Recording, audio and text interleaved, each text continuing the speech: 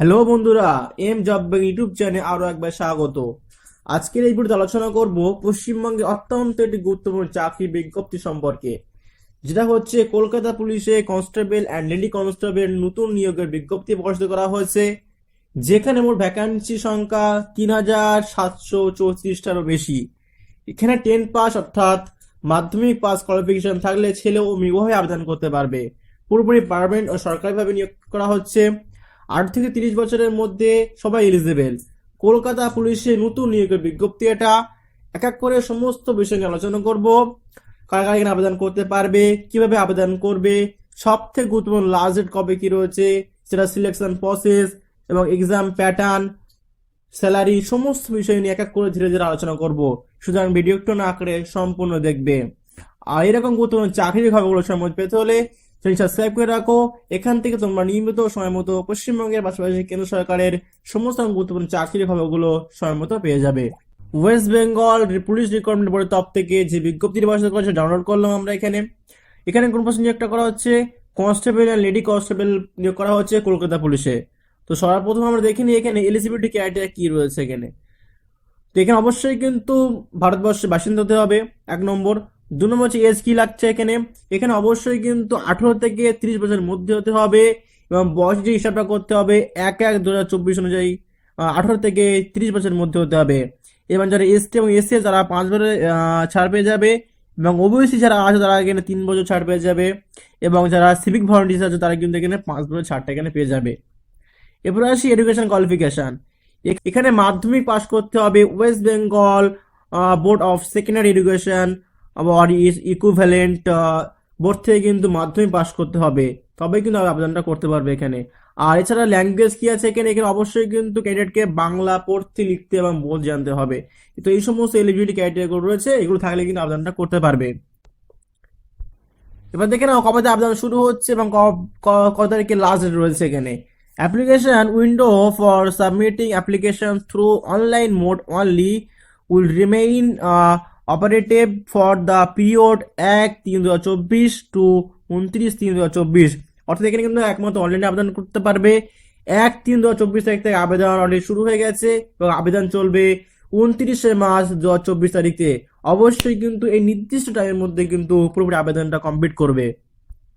এবার দেখে নাও ভ্যাকান্সি কটা কি রয়েছে। এখানে কিন্তু মোট 3734টারও বেশি এখানে ভ্যাকান্সি রয়েছে এখানে। তো এখানে বিভিন্ন ক্যাটাগরি অনুযায়ী কিন্তু ভাগ করা রয়েছে। যেমন ইউআরদের জন্য রয়েছে, কনস্টেবল যারা মেল তাদের জন্য রয়েছে 519টা, এবং লেডি কনস্টেবল জন্য আছে 35টা, এবং ইসিদের জন্য রয়েছে 449টা, এবং লেডি কনস্টেবলের জন্য রয়েছে 37টা। এভাবে কিন্তু যে সমস্ত ক্যাটাগরি আছে আমাদের পশ্চিমবঙ্গের রাজ্যে, সে সমস্ত ক্যাটাগরি কিন্তু প্রতিটা ভাগ করা হচ্ছে ভ্যাকান্সি অনুযায়ী। তো একটু দেখে নেবে এখানে কার জন্য করা গিয়ে ভ্যাকান্সি এখানে রয়েছে। তাহলে মোট করা ভ্যাকান্সি রয়েছে 3734টারও বেশি এখানে এখানে ভ্যাকান্সি সংখ্যা রয়েছে। এবার আসি এখানে কিভাবে সিলেকশনটা করা করা হবে, অর্থাৎ মেথড অফ রিক্রুটমেন্ট। এখানে মোট 5টা ধাপে মোট পরীক্ষা নেওয়া হবে। সর্বপ্রথম হবে প্রিলিমিনারি এক্সাম হবে, তারপরে হবে পিএমটি অর্থাৎ ফিজিক্যাল মেজারমেন্ট টেস্ট, তারপরে হবে পিইটি অর্থাৎ ফিজিক্যাল এফিসিয়েন্সি টেস্ট, এবং তারপর হবে ফাইনাল রিটেন এক্সামিনেশন, এবং তারপরে হবে ইন্টারভিউ। এই 5টা ধাপের মাধ্যমে কিন্তু পুরোপুরি নিয়োগটা পুরো কমপ্লিট করা হবে। তো প্রিলিমিনারি যে এক্সাম সেখানে মোট 3টে বিষয় থাকবে। একটা হচ্ছে general awareness and general knowledge থাকবে 40 মার্কের। 2 নম্বর হচ্ছে এলিমেন্টারি ম্যাথামেটিক্স মাধ্যমিক লেভেলের থাকবে 30 মার্কের, এবং 3 হচ্ছে রিজনিং থাকবে 30 মার্কের। তো এখানে সবই মাল্টিপল চয়েস কোশ্চেন হবে এবং 1 ঘন্টা তোমরা মোট সময় পেয়ে যাবে, এবং কোশ্চেনের যে ভাষা সেটা হবে বাংলা এবং নেপালি। আরেকটা গুরুত্বপূর্ণ তথ্য, এখানে কিন্তু নেগেটিভ মার্ক আছে এবারে কিন্তু। 4টে ভুল করলে কিন্তু 1 নাম্বার করে এখানে পাওয়া যাবে, অর্থাৎ 1/4 এই হিসেবে কিন্তু নেগেটিভ মার্ক আছে। অবশ্যই কিন্তু এটা মাথায় রাখবে যে 4টে ভুল করলে কিন্তু এখানে 1 নাম্বার করে এখানে নেগেটিভ মার্ক এখানে আছে এখানে।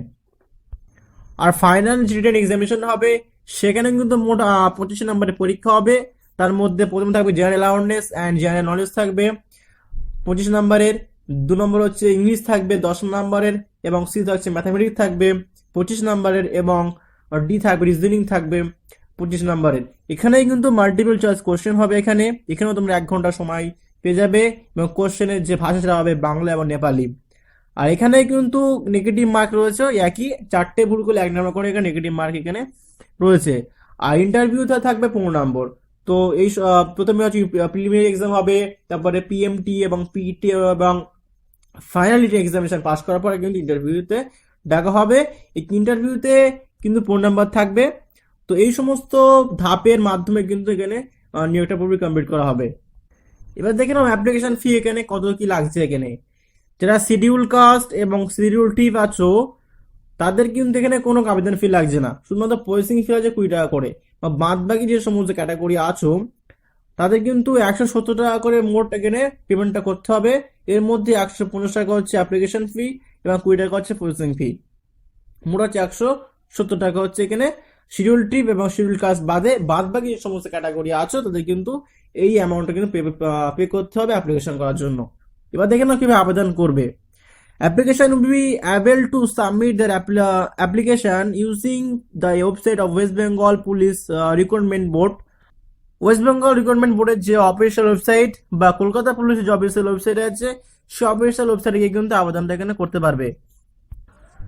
তো যথেষ্ট এখানে ভালো এখানে ভ্যাকান্সি রয়েছে প্রায় 3734টা।